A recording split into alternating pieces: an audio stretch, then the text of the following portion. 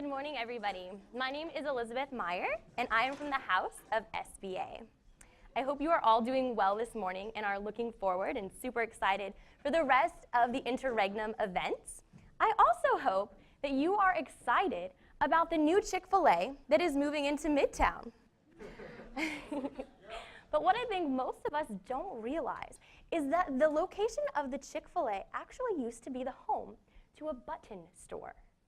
N&J Buttons on 1006th Avenue would provide you with everything you needed, from needles to thread to fabric to buttons. But let's face it, the days of multi-level button stores is in the past. Chick-fil-A is the new thing. But with the creation of the new Chick-fil-A comes the destruction of the old M&J Buttons. Despite what social mores may say, mortality is necessary for economic progress. Today we call the concept of destroying the old to create the new creative destruction. This concept was originally named by Austrian economist Schumpeter in 1942, and has become instrumental in economic thought and social mores ever since. Schumpeter argues that, quote, this illustrates the same process of industrial mutation, incessantly revolutionizing the economic structure from within, incessantly destroying the old one, incessantly creating the new. This process of creative destruction is the essential fact about capitalism, end quote. He and other economists argue that without creative destruction, without constantly overcoming the old way of doing things, society would become stagnant.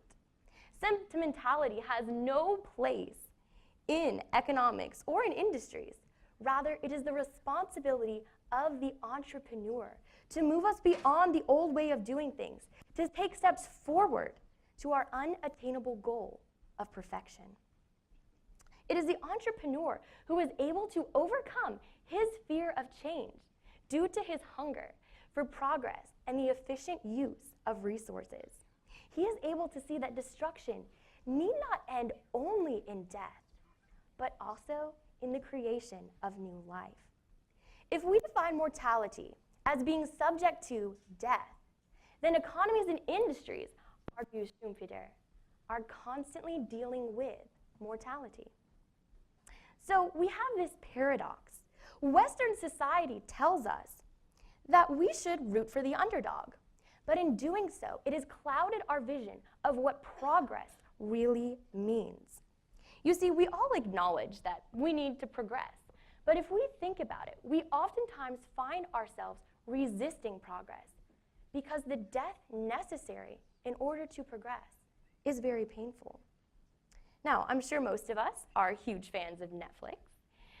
But I'm sure that sometimes if we think about it, we find ourselves missing the days when we would go to Blockbuster and stroll through the aisles of movies. In the same way, our smartphones have become our lifelines. Yet, if we think about it, sometimes we miss the days when we didn't have constant notifications or the constant buzzing of our phone. You see, people simultaneously long for and hate mortality.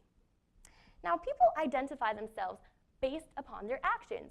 We identify ourselves with the industries that we are a part of, as well as the things that those industries produce. Maybe we're writers producing books, or maybe we're construction workers building homes, or maybe we are bakers baking bread. Each person possesses a particular skill set that they use to create a particular product. Now, they will all admit that progress is necessary, but progress is extremely painful because an irrelevant product implies an irrelevant profession. If identity is wrapped up in production, then the moment a product becomes outdated, that person's profession likewise becomes outdated. There is nothing people resist and long for more than this process of turning over the old to allow for the new. Now, I don't know how many of you had the opportunity to watch the Lego movie with Professor Brenberg earlier in the school year. But in this movie, we're introduced to a character named Emmett. Now, Emmett is an average Lego, a simple construction worker. But Emmett has something special. He has the opportunity and the power to overturn social norms. Now, Emmett has no real desire to destroy anything. He just wants to fight for the right for the Lego people to create new things. This is against the evil President Business's wishes, who wants to simply keep the economy the same and glue everything down. Emmett decides, however, to take initiative, which leads to the destruction of the old dictatorship of Legoland. In turn, progressive, entrepreneurship-centered economy emerges. Naturally, we cheer for Emmett and his rather unusual friends as they rebel against the regime. Yet, I think that if we're honest with ourselves, we actually would find ourselves relating more to President Business because we are resistant to change.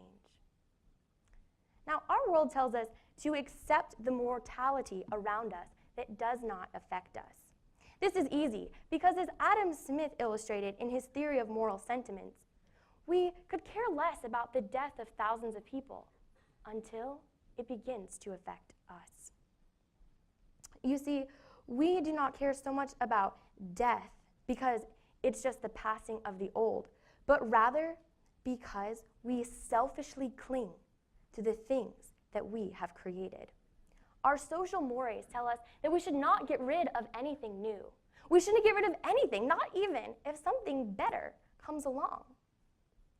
However, we need to deny this, and we need to embrace death because we know that with death comes the opportunity for something greater. In some ways, natural fear of death and our resistance to change leads to the resistance of creative destruction. This fear causes us to vehemently abhor anything that poses as a threat to our social norms. The theory of creative destruction sums up our longing for something new and our fear of the loss of the old. However, the economy thrives because of the rise and the fall of businesses. However, this reminds us that we too will also rise and fall. One day, we will be replaced. We don't like the idea that our thoughts and our knowledge will one day become outdated. We don't like the idea that the things that give us our value and our meaning will become outdated. We don't like the idea that we will be forgotten. We hang in the dreadful paradox of destruction for creation, of death for life. However, the entrepreneur realizes that mortality is necessary. He glorifies immortality of industries because he understands that it is necessary for progress. The mortality of industries will always be feared by some and loved by others. Back to M&J's buttons.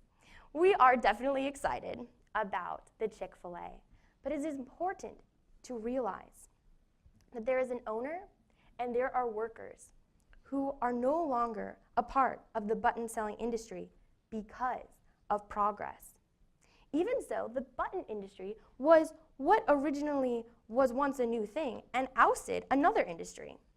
In fact, it was the process of progress that made the button store useless. This is why creative destruction is frightening, because an irrelevant good means an irrelevant profession. We must learn to view creative destruction not as an unhappy ending, but rather as an opportunity to better mankind. The employees of M&J Buttons have two choices. They can choose either to dwell in the past, to think of the good old days, or they can choose to see this destruction, this mortality, as an opportunity for development. It is my hope that we will embrace the theory of creative destruction as something positive and realize that no matter what social mores may say, mortality is necessary in the quest for progress. Thank you.